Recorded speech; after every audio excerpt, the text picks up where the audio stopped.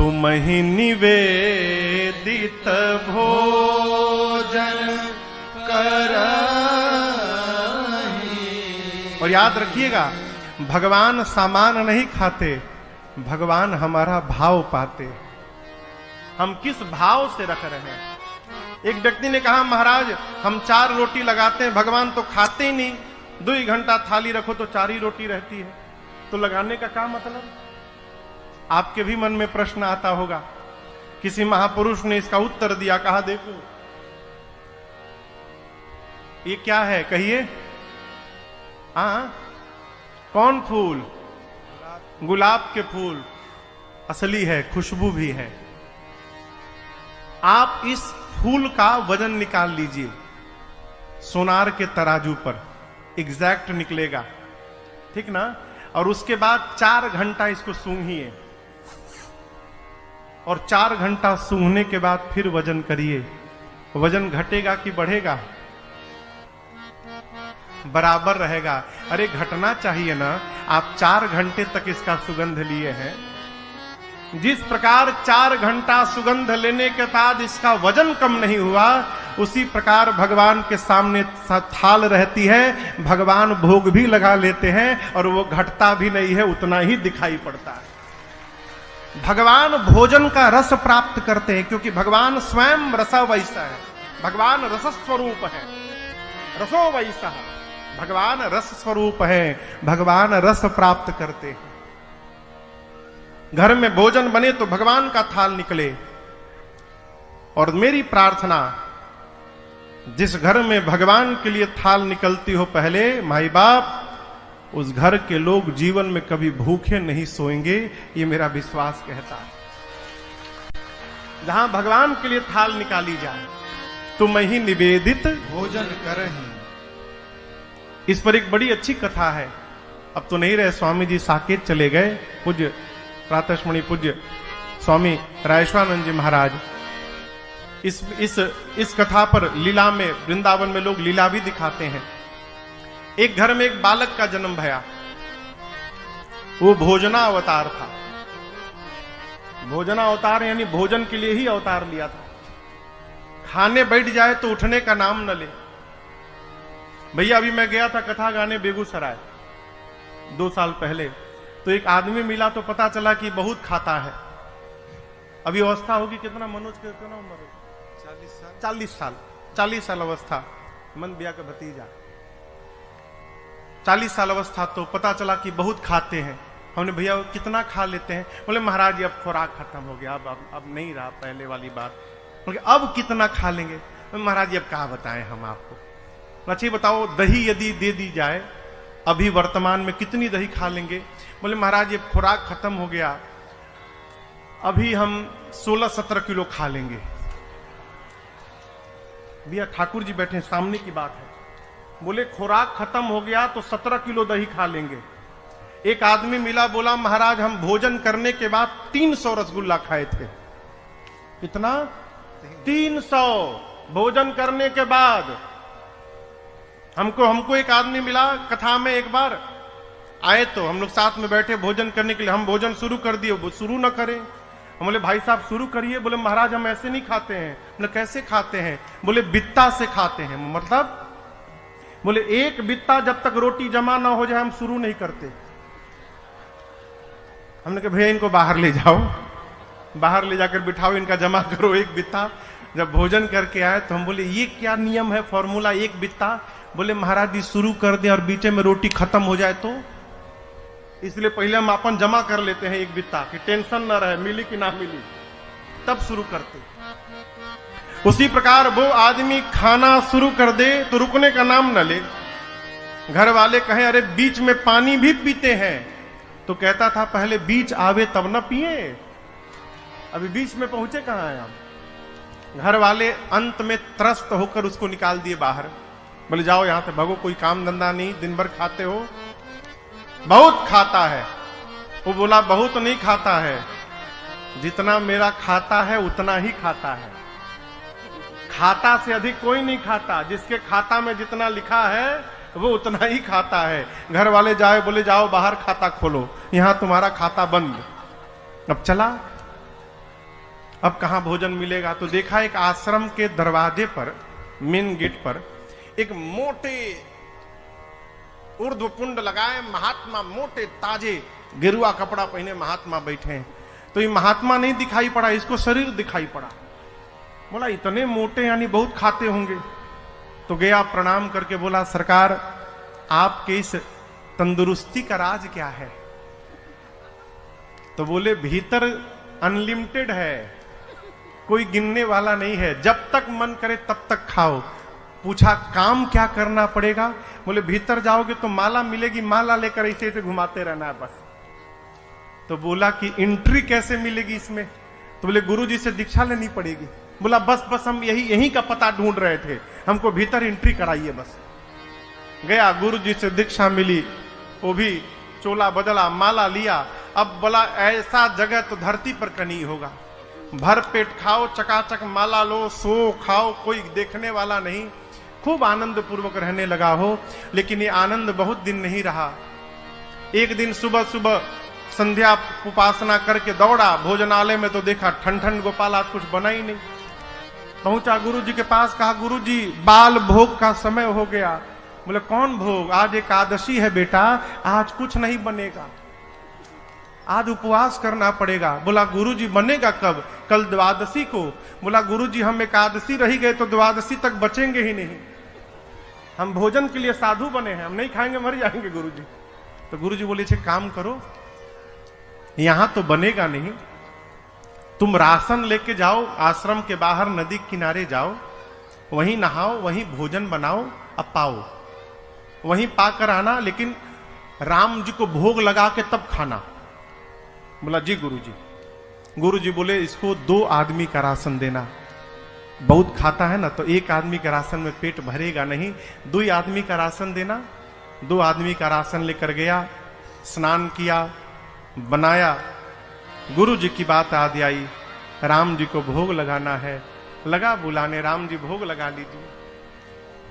अरे राम आइए मेरे राम आइए, अब मेरे भोजन का भोग लगाइए। मेरे राम आइए, प्रभु राम आइए, मेरे भोजन का भोग लगाइए। हाँ मेरे भोजन का भोग लगाइए, मेरे भोजन का भोग लगाइए। आधी घंटा कहता रहा राम जी आइए भोग लगाइए, राम जी आइए भोग लगाइए, कोई आया ही नहीं। आवेश में आ गया, कहा आपको लग रहा हो कि आश्रम में मिलेगा, तो वहां ठन गोपाल है, वहां के मारे मैं यहां आके बैठा हूं। भोग लगाना है तो आके भोग लगाइए, नहीं तो मैं शुरू हो जाऊंगा, मैं लगाने लगूंगा, दोबारा नहीं बुलाऊंगा। जैसे इस भाषा में बोला, उसके सामने भगवान प्रकट हो गए। लेकिन अकेले राम जी प्रकट नहीं भय, सीता राम जी दोनों लोग प्रकट हो गए। अब कहां उसको भगवान को देखकर नाचना चाहिए, उदास हो गया। क्यों उदास हो गया? 2 लोग का राशन लाया हूं, बुलाया था राम जी को, राम जी सीता जी को लेकर चले आए, यही 2 लोग भोजन कर लेंगे तो हमको क्या मिलेगा आज? कहा भोग लगाइए, हम तो आप ही को बुलाए थे केवल। भगवान बोले हम इनके बिना जाते कहां हैं, हम दोनों लोग साथ में ही आते हैं। भोग लगाए प्रभु और मैया, थोड़ा सा बचा, बेचारा खाया। कहा अगले एकादशी को भी आप दोनों लोग आएंगे ना? बोला हाँ हम ही दोनों आएंगे, और कौन आएगा? गया अगली एकादशी में, कहा गुरुजी राम जी अकेले नहीं आए थे, सीता जी भी आ गई थी, इसलिए 3 आदमी का राशन दीजिएगा कम से कम। गुरुजी सोचे लगता है भूखा रह गया होगा, इसीलिए बहाना बना रहा है, चलो 3 आदमी का राशन दो। गया बनाया, बनाकर बुलाने लगा, मेरे राम आइए, मैया साथ लाइए, मेरे भोजन का भोग लगाइए। मेरे राम आइए, मैया साथ लाइए, मेरे भोजन का भोग लगाइए। भोजन का भोग लगाइए। जैसे बुलाया सीता जी, राम जी, लक्ष्मण जी तीनों प्रकट हो गए। जब सीता राम लक्ष्मण जी आ गए तो बोला ये कौन है? राम जी बोले मेरे भाई है, पिछली बार तो नहीं आए थे। राम जी बोले छूट गए थे। बोला ये भी खाएंगे? राम जी बोले आए हैं किस लिए? बोला बताए तो नहीं थे आपकी ये भी आएंगे। अब भगवान बोले भूल गया था। लक्ष्मण जी सोचे भगवान कहां लेके चले आए, इतना दिव्य मेरा सत्कार हो रहा है यहां पर। बोला आए हैं तो पाए। अब सीताराम लक्ष्मण जी पाए, फिर उसको थोड़ा सा बचा, आधा पेट पाया, गया गुरु जी के पास। अगली एकादशी में कहा गुरु जी अब की बार 5 लोगों का राशन दीजिएगा। दिमाग लगा लिया, 2 का ले गया था, 3 आए, 3 का ले जाऊं, कहीं 4 आ गए तो 5 का ले चलो। अगर 1 बढ़ा के भी लाएंगे तो हमको तो कम से कम मिलेगा। बोला गुरुजी अब की बार लक्ष्मण जी भी आए थे, हो सकता है इस बार और बढ़ा के चले आए, तो आप 5 लोगों का राशन दीजिए।